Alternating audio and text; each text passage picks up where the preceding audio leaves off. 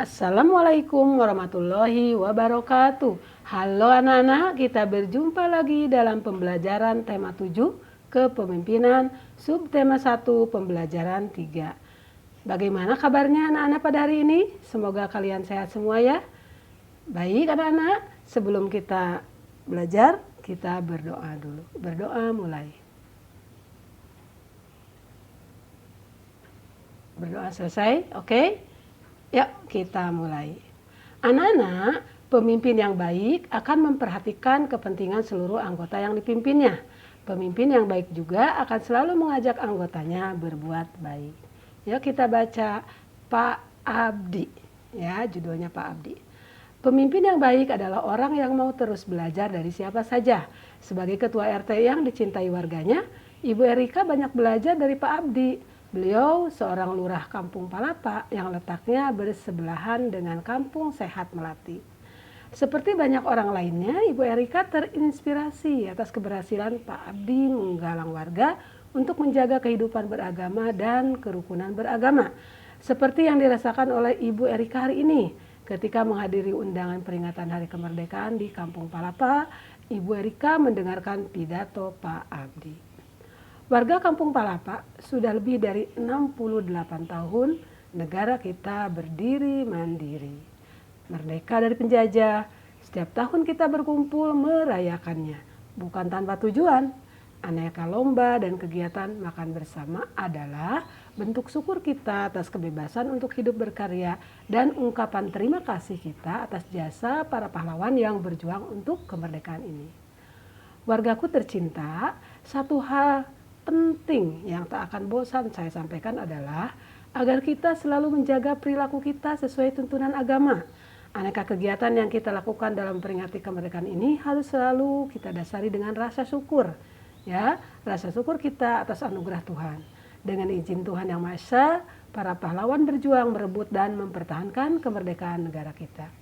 Kini marilah kita mengisi kemerdekaan ini dengan berbagai kegiatan positif. Semua kegiatan hendaklah kita niatkan sebagai ibadah kepada Tuhan. Dengan begitu, semoga Tuhan meridhoi semua yang kita lakukan. Selamat berpesta memperingati kemerdekaan bangsa wargaku. Semoga Tuhan Yang Maha Esa selalu melindungi dan menuntun langkah kita. Semoga desa kita semakin maju. Semoga seluruh warga semakin makmur dan bahagia. Hati Ibu Rika bergemuruh seiring tepuk tangan seluruh warga yang hadir. Sekali lagi, Pak Abdi memberinya inspirasi. Seorang pemimpin harus selalu mengajak warganya untuk selalu menerapkan nilai-nilai ketuhanan dalam kehidupan sehari-hari. Nah, Nak, kita sudah membaca teks Pak Abdi ya. Oke, coba kita jawab pertanyaannya ya. Nomor 1. Nilai-nilai kepemimpinan apa yang dimiliki Pak Abdi, Nak? Yaitu nilai-nilainya apa? Nilai kepemimpinannya menjaga persatuan, kemudian menjaga kerukunan beragama, ya enggak? Dan selalu harus berperilaku sesuai dengan ajaran agama. Jadi Pak Abdi ini orangnya selalu berperilaku sesuai dengan ajaran agama, ya. Oke, nomor 2, manfaat apa yang diperoleh penduduk dari program atau kegiatan Pak Abdi? Manfaat apa, Nak? Yaitu penduduk menjadi aman, ya kan? Tentram dan makmur. Baik, perhatikan nomor 3. Apakah Pak Abdi sudah mengajak penduduknya mengamalkan nilai-nilai ketuhanan dalam kehidupan? Sudah ya? Nah, Pak Abdi selalu mengajak warganya agar senantiasa bersyukur atas anugerah Tuhan dan berperilaku sesuai dengan ajaran agamanya. Oke, nomor 4, perhatikan. Apa yang dapat kamu teladani dari Pak Abdi? Apa coba? Ya, berperilaku sesuai dengan ajaran agama. Kemudian senantiasa bersyukur kepada Tuhan dan selalu menjaga kerukunan. Oke, berdasarkan jawabanmu, buat tulisan tentang Pak Abdi. Coba sosoknya sesuai dengan imajinasimu, coba. Menurut kamu bagaimana? Ya, Pak Abdi adalah seorang pemimpin yang pantas diteladani, ya kan? Dia selalu menjaga kerukunan warganya. Selain itu, dia senantiasa mengajak warganya agar selalu bersyukur atas anugerah Tuhan yang Maha Kuasa, ya, dan bertindak sesuai dengan ajaran agamanya, ya. Inilah yang menyebabkan warganya selalu rukun, adil, dan makmur. Nah, anak-anak, Pak Abdi menunjukkan penerapan nilai ketuhanan dalam masyarakat. Ya. Oke. Sekarang yuk kita baca. Berikut adalah nilai-nilai yang terkandung dalam sila ke-1 ya, yaitu ketuhanan Maha Esa. 1. Nilai-nilainya apa, Nak? 1. Percaya dan takwa terhadap Tuhan yang Maha Esa. 2. Mengembangkan sikap hormat menghormati dan bekerja sama antar pemeluk agama dan penganut kepercayaan yang berbeda-beda terhadap Tuhan yang Maha Esa. 3. Membina kerukunan hidup di antara sesama umat beragama dan kepercayaan terhadap Tuhan yang Maha Esa. 4. Agama dan kepercayaan terhadap Tuhan yang Maha Esa adalah masalah yang menyangkut hubungan pribadi manusia dengan Tuhan yang Maha Esa, ya kan? Nah, yang kelima, mengembangkan sikap saling menghormati, kebebasan menjalankan ibadah sesuai agama dan kepercayaan masing-masing. 6. Tidak memaksakan suatu agama dan kepercayaan terhadap Tuhan yang Maha Esa kepada orang lain. Nah, sekarang coba perhatikan nih nomor 1. Identifikasilah penerapan nilai-nilai ketuhanan itu dalam kehidupan sehari-hari.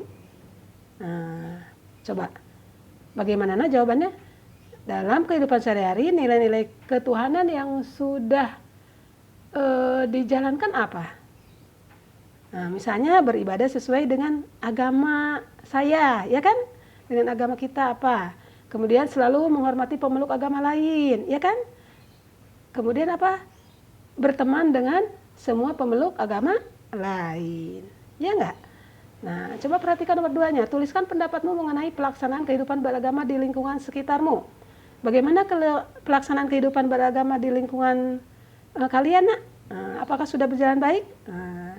Jadi kalian bisa jawab kalau sudah baik berarti sudah berjalan dengan baik, ya kan? Masing-masing beribadah sesuai dengan agama dan kepercayaan masing-masing. Dan warga pun saling menghormati. Oke. Anak-anak, negara kita menjunjung penerapan nilai-nilai ketuhanan. Bagaimana hubungan kita dengan negara lain? Negara kita berperan aktif dalam kerjasama antar negara, misalnya dengan negara-negara ASEAN. Oke anak-anak, yuk kita amati gambar peta negara-negara Asia Tenggara di bawah ini. Ya, ini sudah ada nih nama-namanya, ditambahin dengan Timur Leste ya. Nah, jadi ini untuk mengisi nomor 1. Tadi negara-negaranya udah kelihatan, tambahkan dengan Timur Leste. Negara apa saja yang masuk sebagai anggota ASEAN? Ada Indonesia, Brunei, Filipina, Malaysia, Kamboja, Laos, Myanmar, Singapura, Thailand, dan Vietnam. Ada 10 ya. Oke, untuk nomor 3, apa sumber daya yang menjadi keunggulan tiap negara ASEAN? Ya, perhatikan. Nah, sumber daya yang menjadi keunggulan tiap negara ASEAN. Ini simak seperti ini. Ada Indonesia, rempah-rempah ya, dan sebagainya. Malaysia ada beras, karet, minyak bumi, ya kan? Thailand, ini ada beras, umbi-umbian, kayu dan gas alam. Brunei, perhatikan ya. Kemudian kalau Singapura tidak punya sumber daya alam, Nak. Ada Kamboja juga nih, dan Myanmar. Nah, ini baru 7 negara nih, semuanya ada 10 kan? Nah, tinggal tambahin 3 ya sayang ya. Oke, nah perhatikan sekarang pertanyaan nomor 4, ya kan? Apa produk yang dihasilkan dan diekspor oleh tiap negara anggota ASEAN? Coba perhatikan, apa produk yang dihasilkan dan diekspor, ya?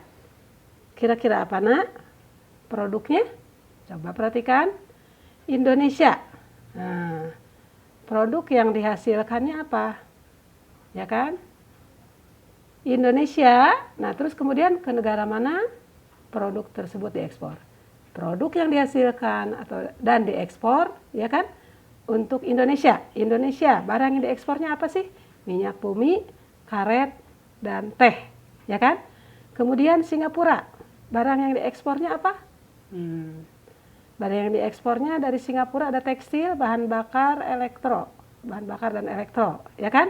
Kemudian dari Malaysia barang yang diekspornya ada sawit, karet, timah, minyak bumi. Kemudian Brunei barang yang diekspornya ada minyak bumi, kayu, lada. Filipina barang yang diekspornya ada gula, kopra, teh, sayur, buah. Kemudian Vietnam barang yang diekspornya ada gula, beras, karet, batu bara, ya kan? Oke, kemudian Laos. Kalau Laos apa barang yang diekspor? Yaitu timah, kayu, kopi, ya kan? Nah, Kamboja barang yang diekspor apa? Ada beras, karet, jagung, lada, ya kan? Nah, Thailand barang yang diekspor ada beras, karet, buah, gula.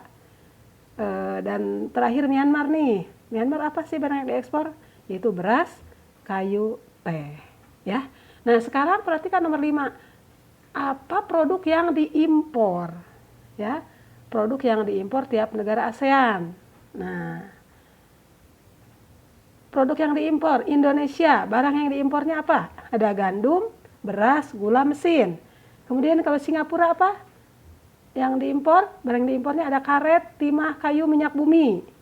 Malaysia, barang yang diimpornya apa? Ada kayu, mesin, alat transport. Kalau Brunei apa yang diimpor? Yaitu bahan pangan, tembakau. Kalau Filipina, barang yang diimpornya ya ada gandum, ada besi, baja, minyak bumi, ya kan? Nah, Vietnam, apa sih Vietnam barang yang diimpor? Ada minyak bumi, mesin, alat transport. Kemudian Laos barang yang diimpornya apa? Barang yang diimpor adalah beras, bahan bakar, dan transportasi ya, transport. Kemudian Kamboja, barang yang diimpornya apa? Ada minyak bumi, mesin, tekstil, ya kan? Kemudian Thailand, barang yang diimpornya ada minyak bumi, mesin, dan semen. Kemudian yang terakhir Myanmar apa sih yang diimpor? Yaitu kertas, pupuk, mesin, ya. Nah, itu barang-barang atau produk yang diimpor tiap negara ASEAN. Sekarang perhatikan nomor 6.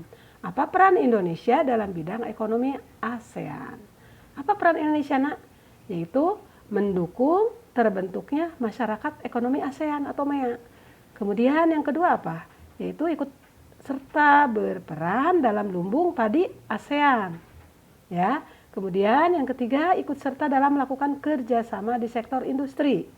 Salah satunya ASEAN Aceh Fertilizer Project. 4. Indonesia sebagai salah satu pelopor dan pendiri organisasi kerjasama ekonomi antar negara, yaitu tuan rumah KTT ASEAN. Kemudian yang kelima, berperan aktif dalam AFTA, yaitu ASEAN Free Trade Area. Nah, ini nanti kalian coba diisi ya, sayang ya. Ini diisi semua, dikerjakan, ditulis.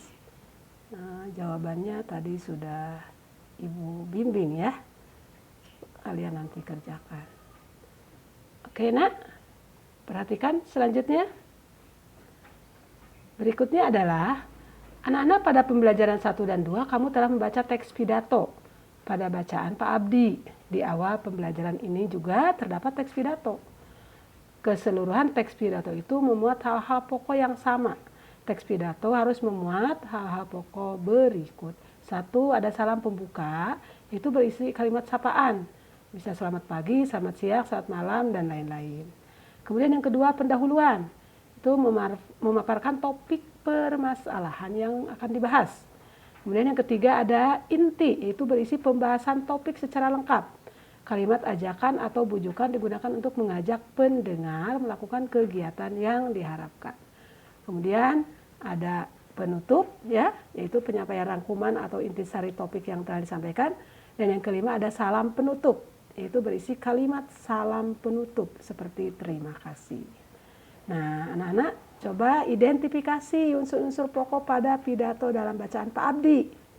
Nah, ada unsur salam kan tadi, ada unsur pembuka, pendahuluan, inti, dan penutup. Ya, apa tadi yang Pak Abdi setelah diidentifikasi bagaimana? Nah, pertama salam pembuka, ya kan? Kemudian pendahuluan. Pendahuluannya apa tadi Pak Abdi? Menyampaikan tujuan perayaan kemerdekaan sebagai bentuk syukur, ya kan? Dan ungkapan terima kasih terhadap jasa pahlawan. Ya kan? Kemudian di intinya apa tadi menyampaikannya Pak Adi? Yaitu mengajak warga senantiasa bersyukur, berperilaku sesuai dengan ajaran agama, dan mengisi kemerdekaan dengan kegiatan positif. Baru tadi penutup dan salam penutup. Begitu ya nak ya.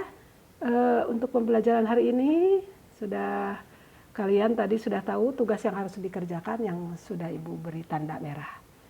Oke anak-anak, terima kasih atas perhatiannya. Wassalamualaikum warahmatullahi wabarakatuh.